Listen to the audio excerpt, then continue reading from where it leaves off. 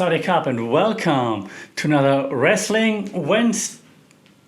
It's the weekend and you know what it means, Wrestling Wednesday time. Of course, if you're a first time listener or viewer, why is it Wrestling Wednesday? I started this thing on a Wednesday, then SmackDown moved to Friday. I'm like, okay, I will review those things after SmackDown. That's why it's now on the weekend.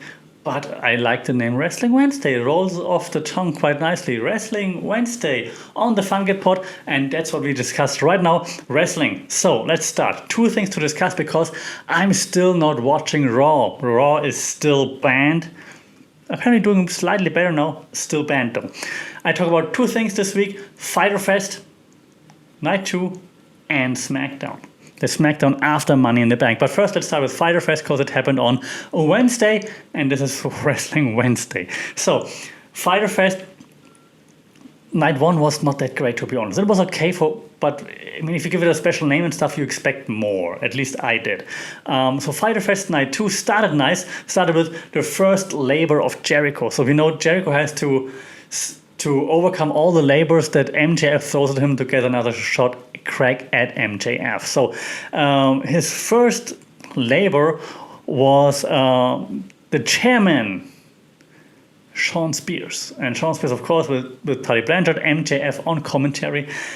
Amazing, by the way. MJF on commentary, gold. I hate it because, yeah, he's cocky, he's young and so on. I hate it, but he's great heel. Of course, we all know it great on commentary. I like those small little digs. Every time Jericho was on the offense, he's like, that's illegal. Reference, so that's freaking illegal. That's amazing. I like those small throwaway references that MJF has in there. It also shows that he knows, that he watches everything, that he consumes everything, and he can throw out references all the time. So, awesome. MJF on commentary, fantastic. So let's jump here on. Chris Jericho was not allowed to use a chair. The chairman was allowed to use a chair. So, of course, in the beginning, they saw Shawn Spears, of course, beating down Chris Jericho, having the upper hand for most of the time. But, of course, eventually Chris Jericho overcomes it and in the end even is able to hit the Judas effect, which is lame, by the way. It's a spinning back elbow. It's not that great. And Jericho, I'm sorry, getting fatter and fatter and fatter. So those moves, they don't look that cool anymore. I mean, yeah, it's better than a lion salt, of course. But even like the slow motion spinning back elbow. Chris, do me a favor, please go see DDP again. Do some DDP yoga, get back into shape. Because, you still got it, but, Anyways, of course, Chris Jericho overcomes the first labor.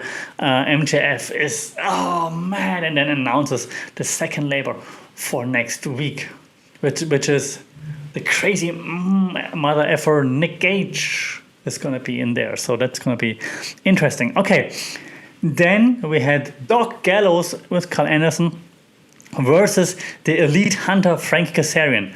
And I thought, okay, why is this happening right now? Like, huh? And then secondly, I thought, okay, maybe it's going to be cool because Frankie Kazarian, since he's the Elite Hunter, was cool, right? He came out, beat them down, like, yeah. But now he just faces one of them, like one of the lackeys, so to speak. And then, of course, the numbers advantage is there, right? And of course, they make use of it. Of course, they beat him down. And eventually, the Elite triumphs.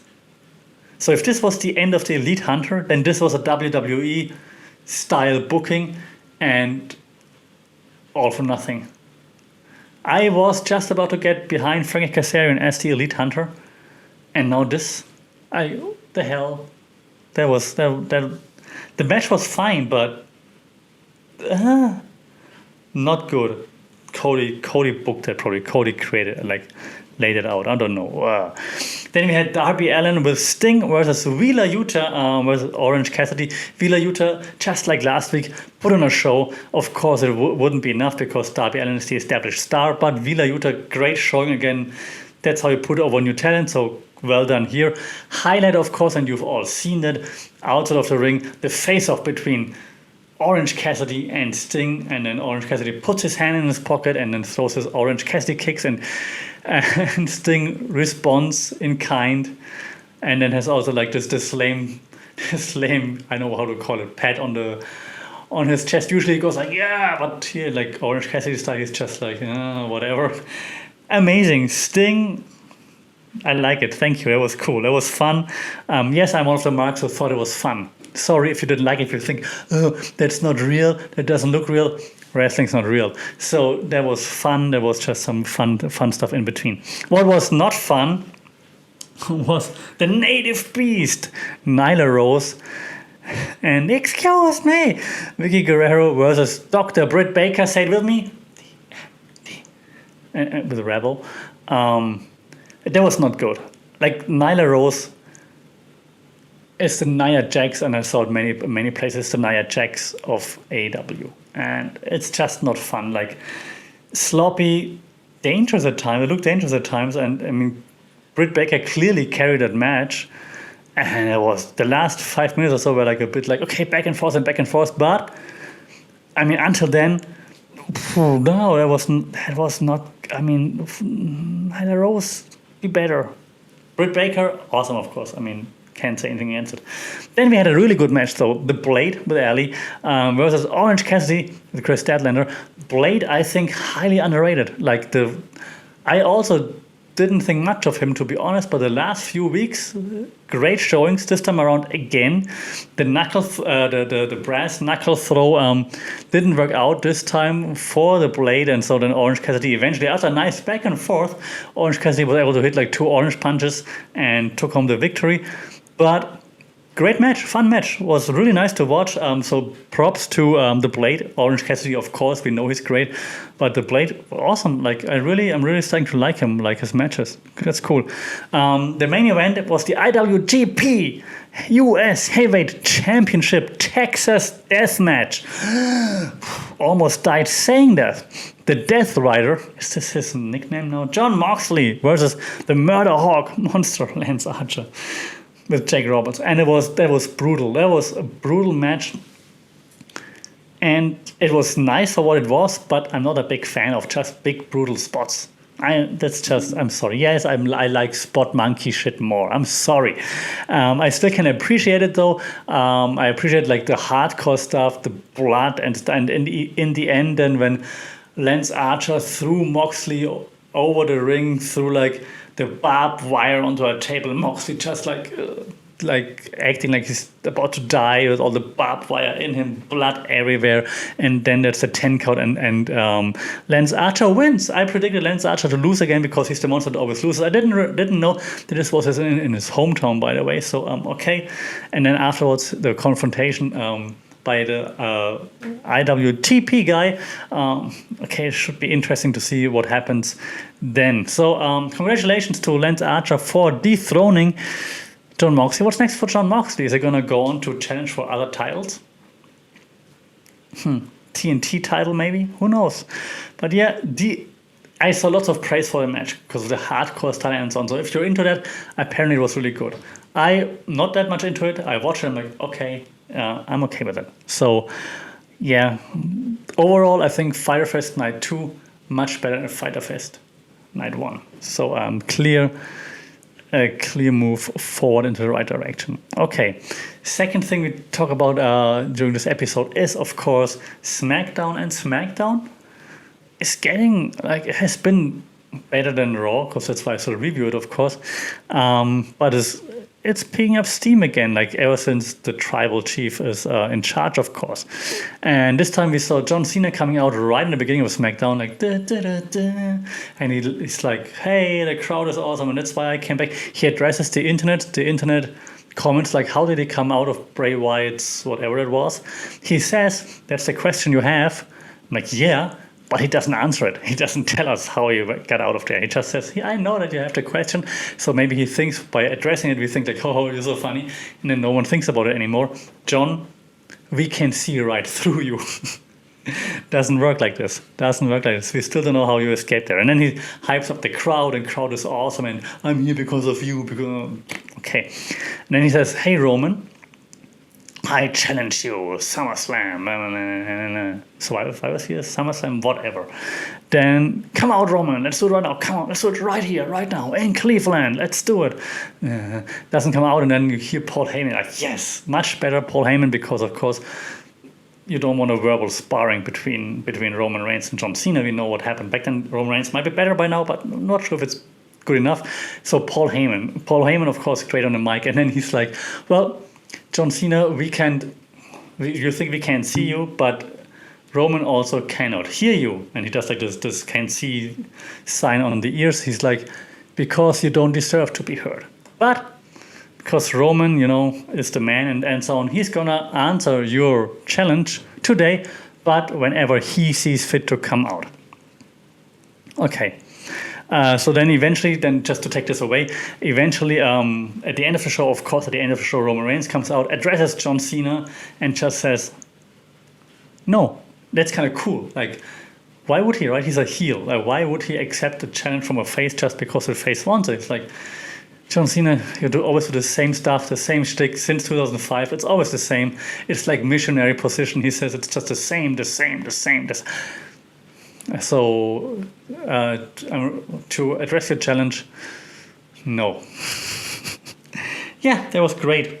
By the way, what was awesome was in the beginning of the show, that when Heyman walked out, he made like fun of Cena's theme song. That's hard to say. Say that, Cena's theme song, and he was just like making the sound with his mouth like. Paul Heyman still surprises, is still hilarious. Cool. Yeah. Well, then after Reigns said no, all of a sudden, and it's a smug smile like no, then Finn Balor's music hit, and out comes the Prince, and stares down Roman Reigns in the ring. And after a short discussion between Paul Heyman and Roman Reigns, Reigns says, "I accept." So we will see Finn Balor versus Roman Reigns for the title, which is cool because, I mean, Finn Balor was the first Universal Champion and so on. Never lost the title, got injured. So it's going to be an awesome match, I'm sure. But unfortunately, we know Roman's going to retain the title, which kind of sucks. But still, there should be an amazing match. I'm not sure when it's going to happen. Is it going to be at SummerSlam or is it going to be before though? But that was nice surprise and expected, and it should be an awesome match. So that was the main arc of SmackDown. And before we saw Finn Balor in a match against Sami Zayn. Sami Zayn started off with like a quick beatdown for like a few minutes, but then it was all Finn Balor turning it around quite easily, and quite decisive victory with, of course, the coup de grace in the end, and before the running drop kick. That was cool. Congratulations, Finn Balor. Nice to have him back. I'm a Baylor guy. I like it. We had Big E coming out, and the "You deserve a chance," and he's like, "Oh God, I really appreciate it." That was kind of nice. And then everybody interrupted him. Like I wrote it down. Apollo Crews came out. Bobby Roode, Dolph Ziggler came out. Rick Books came out. Shinsuke Nakamura, of course, and Cesaro. And then they all brawl, of course. And in the end, Cesaro gave the swing to Crews, but then his lackeys saved him.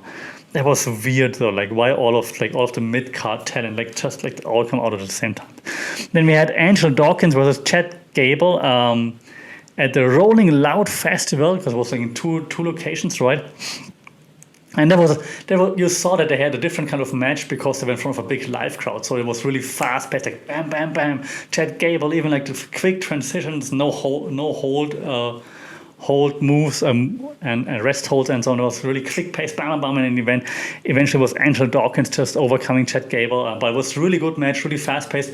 I want to see more of those matches. Also for TV matches, those boring rest holds suck. So this was fun for the live crowd. I appreciate that. Good match. Then we had the SmackDown Women's Championship between Bianca Belair and Carmella, also at the Rolling Loud Festival. That was nice. Again, of course, Bianca Belair wins. Couldn't expect anything else, and fireworks and so on. So, so that the festival crowd went wild, like, yeah. So, congratulations, well done. We then saw Baron Corbin apologizing to KO for last week when he said, like, he looks terrible and he wants money and so on. Eventually, after a quick back and forth, KO actually gave him some money, but then Roode and Ziggler attacked Corbin and took the money away. Nah.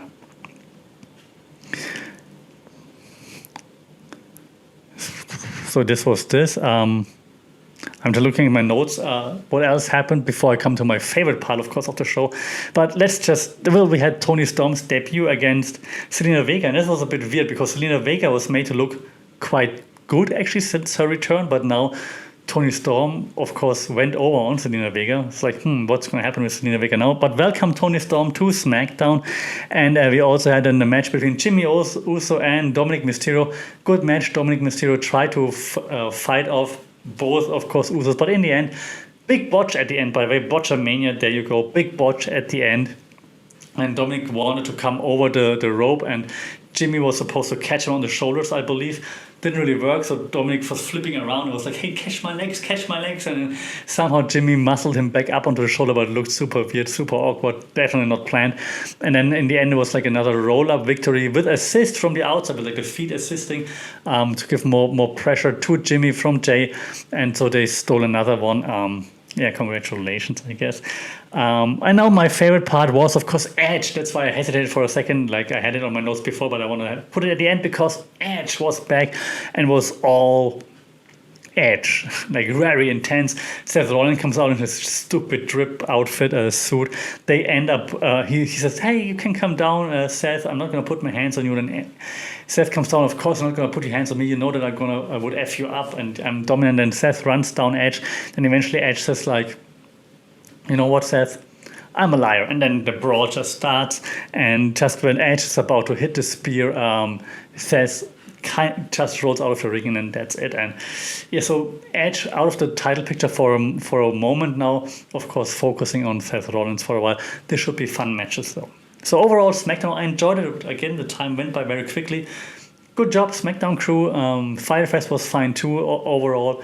A nice week in wrestling. Let me know what you think about Fyter Fest, about SmackDown. How was Raw? I'm still not watching. And shout out via social media at funkitpod or funkitpod@gmail.com if you want to send an email.